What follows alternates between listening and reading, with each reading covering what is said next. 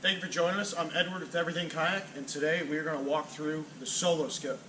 So starting off with the specs of the Solo Skiff is 14 foot 5 inches long. It has a 41-inch beam, and it weighs 150 pounds. The capacity rating for this is 400 pounds, and it is rated for a 5 horsepower motor. You can do, obviously, the electric transom mount motors, and then you want to be very specific about the outboard motor you put on it. You want to stay into that 5 horsepower rating, and certain motors fit better than others.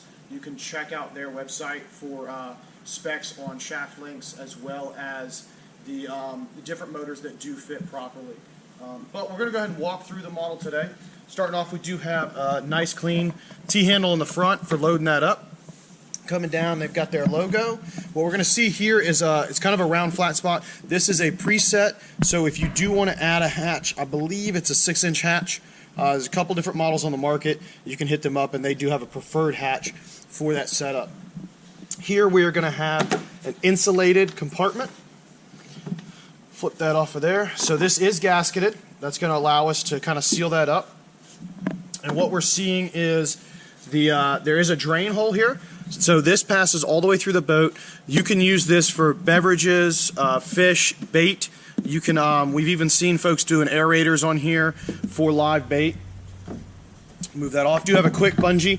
There's a couple different ways you can actually hook that bungee, depending on what your setup is and what you're doing. So real nice feature there.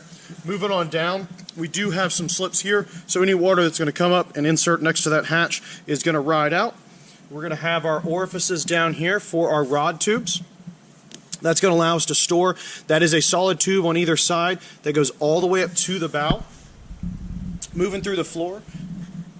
This space right here is kind of where you live. This is sitting on here, standing on here. This area is pretty much where you're going to spend most of your time. In here, we do have the hatch. This is going to allow us to see what they're doing with this double layer.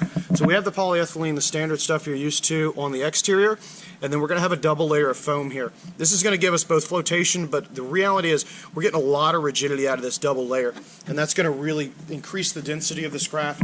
A lot of space in there. Again, we are seeing the gasket in that to kind of keep that intrusion out. Good, easy T-handle right on the front. It keeps it nice and secure.